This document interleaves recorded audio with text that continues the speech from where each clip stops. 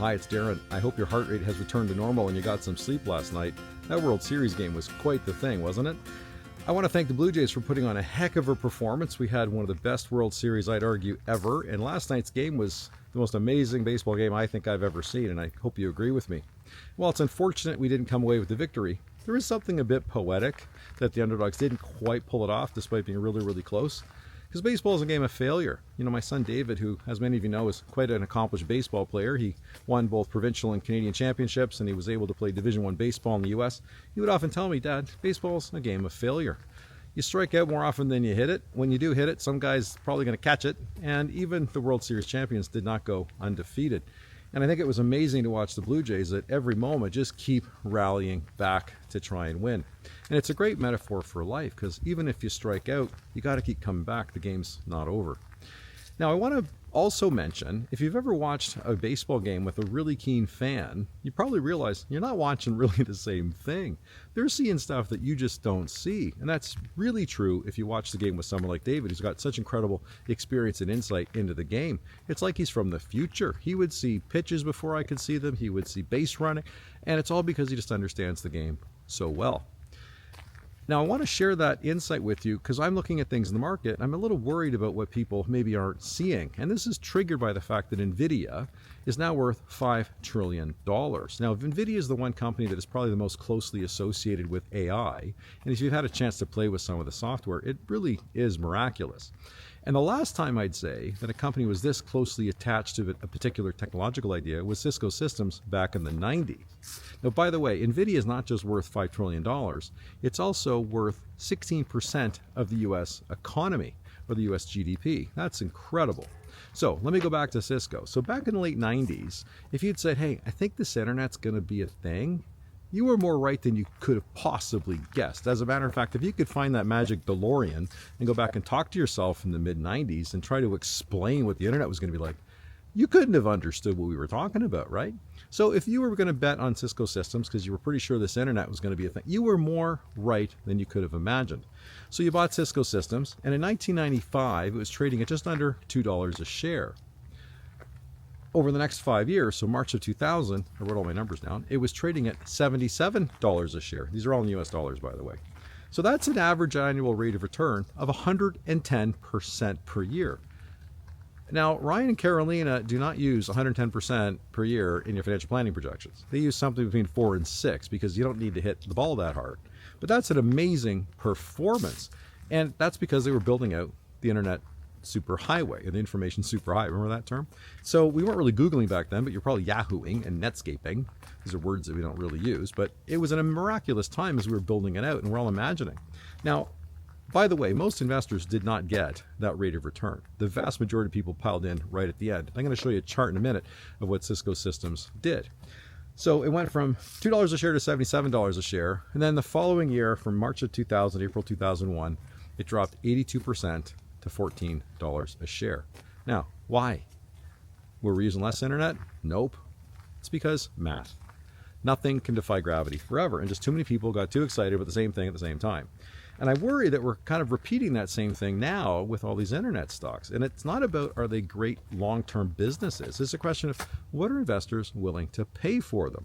Because everybody's put in the same quarters and the same slot machines, and I'm not willing to do that for you. Now, by the way, back then, Cisco Systems was trading at, as I say, it dropped to $13 a share. Now in October 2025, so I just looked at last month's numbers, $73 a share.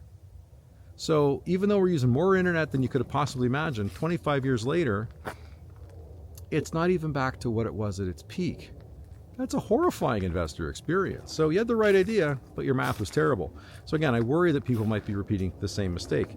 And by the way, back in 2000, Cisco wasn't worth 16% of the US GDP, it was 5%. So people are really betting on this Nvidia thing being the most amazing thing in the world's experience. And it very well may be, but it's hard to bet the math on it. Now, I also want to tell you why this is a problem, because it's not just Nvidia, it's a whole bunch of other stocks that are causing the same issue if people are putting all their eggs in the same basket. Because 40 years ago, the S&P 500, which is the largest 500 companies in the US, the top 10 companies were worth about 10% of the weighting. over the last 20 years, it's the top 10 stocks are worth 20% of the weighting. So people are all coalescing around the same ideas. And I think for two reasons. One, they're chasing performance. Nobody wants to get left behind and get fired. So they're all buying the same thing. So, hey, it can't be wrong if we're all doing it, right? And also because we've seen this rise of index and ETF products, which are just buying the index. So the more money that goes into the index, the more goes into the top stocks, the bigger they get. And there's this momentum effect. Again, Christian and I talked about that. Today, it's not 10 or 20%. Today, the top 10 stocks represent 40% of the index. So why would you buy the other 490, right? Why diversify? Why have discipline? Forget it, not working. Just buy the index or buy the top 10 stocks and let her ride. Well, I don't think we're going to do that because we won't. Now, obviously, we hold those stocks in our models, but we're not going to bet the farm on them. I'm not going to bet your retirement on this idea. We're going to stick to the fundamentals, and we're going to stay diversified, and we're going to stay with quality. We're not going to get too excited because you know what? This isn't the World Series. This isn't a Formula One race. There's a reason why race cars don't have airbags, but your car does. You've got to get you to your own finish line. You're not racing anybody else. So we're going to stay focused on what we're supposed to be staying focused on. And I'm not going to go performance chasing and lose my mind. Okay, so I just want to make sure all of you know that. And if you have any questions, please give us a call. But we're certainly not going to abandon all the important principles about managing risk. That's kind of central to what we do. So while everyone else is losing their mind, we will not lose ours. Okay, a couple of other updates. I was in Vancouver last week. Nick and Pedro were out there as well. We had our national business conference. It was also great to see Mina and Ryan. Here's a photo of us at the closing night dinner. So that was a lot of fun. We got all of our colleagues from across Canada were there. We had our executive leadership and a lot of our analysts and economists kind of telling us how to predict the future as best anybody can probably do it.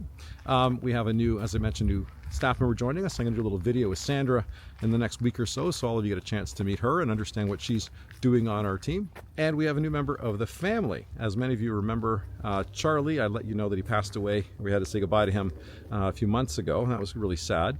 My daughter Olivia decided we couldn't go that long without a dog in our lives, so I would like to introduce you to Miller. Here he is. Now Miller's a little corgi puppy. He's a little over 2 months old, and Olivia's really the one taking care of him because he goes and lives with her while she's away at school, and she's looking after him full time. And she says he's a lovely little guy, by the way. But he's discovered his bark, which we all hope he forgets because we don't need a yappy dog. And he's getting mostly potty trained, only a few accidents, but he's really, really lovely, and we're all glad that we've got a little doggy back in our lives again. By the way, I will not be doing a walking with Miller because walking with Charlie was a mature schnauzer. Trying to walk a baby corgi is kind of beyond my skill level, so I don't think we'll be doing that. But anyway, I wanted to show you the new addition to our lives. So with that, I wanted to say thank you very much. I hope you have a chance to go out and enjoy this beautiful fall weather for our American friends. Thanksgiving's coming up, so we hope you have a lovely time with that. I'll be going down to visit my brother and his family in Massachusetts in a few weeks to spend some time with them, checking on my niece and nephew, see how they're doing.